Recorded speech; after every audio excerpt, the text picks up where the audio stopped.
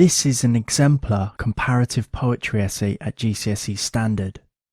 The essay is a top-level response and may help anyone who is struggling to write a poetry essay which compares two poems.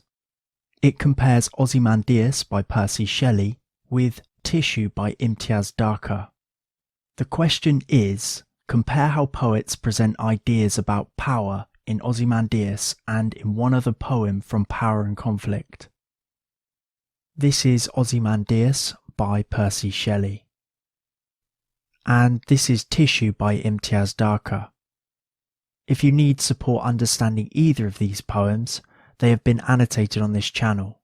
Please see some of the links in the description. This poetry essay consists of 7 paragraphs. Both Ozymandias and Tissue present nature as the fundamental and overlooked symbol of power within our world, whilst depicting the efforts of mankind to control or overpower it as futile. Ozymandias centres around one of the most celebrated and powerful pharaohs of the Egyptian Empire, Ramesses II, who reigned for 66 years from 1303 BC to 1213 BC. Tissue concentrates on the power of paper and the impact it can have on human lives. Significantly, both poems convey the message that power has the ability to change and influence people and their actions.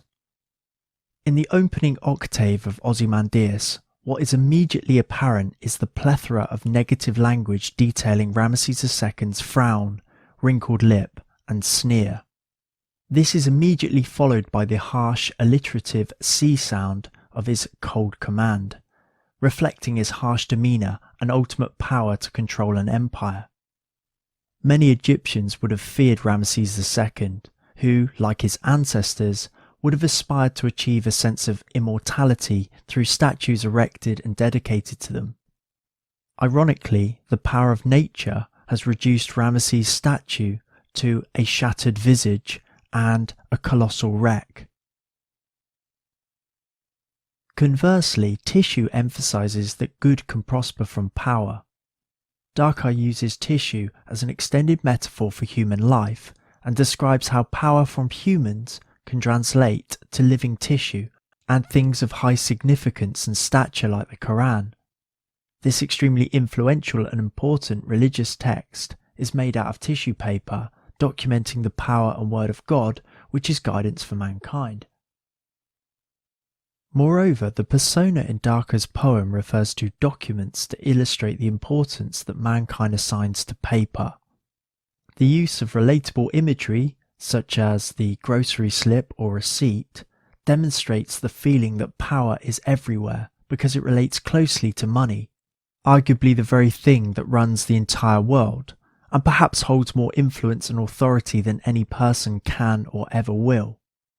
Yet this false sense of security created by paper is easily removed because nature, wind, does not abide by human-imposed guidelines, borderlines, making all efforts to control nature paper thin. The lexical field of fragility, such as paper buildings, contrasts with the almost hyperbolic idealization of nature and sunlight. Metaphorically describing people as paper connotes how easily ripped and disposable mankind is, clearly presenting nature as the overwhelming force of power within our world. This idea is mirrored in Ozymandias because nature ultimately deteriorates the oppressor's statue. Significantly, the title Ozymandias stems from the Greek words ozium and mandate, which mean to breathe and to rule. However, poignantly, the pharaoh's statue and symbol of power has been suffocated by the desert to lone and level sands. The word level shows how eventually the power that once belonged to the ruler will end and some sense of equality will be restored. Shelley has deliberately structured Ozymandias in the sonnet form, but unusually it does not follow one particular sonnet form explicitly. Instead, it changes and swaps between two. Upon first glance, the poem has the qualities of the Petrarchan sonnet, because of the octave sestet form. However, it also has elements from the Shakespearean sonnet, such as the rhyme scheme. The way that the poet has interchanged both of these reflects the overall message that power is fleeting, ever-changing, and evolving. He implies the idea that power cannot belong solely to one person forever, such as Ramesses II, but instead it swaps and changes like the structure. This message can also be found in the structure and form of tissue, particularly the unrhymed quatrains that are the skeleton of the poem.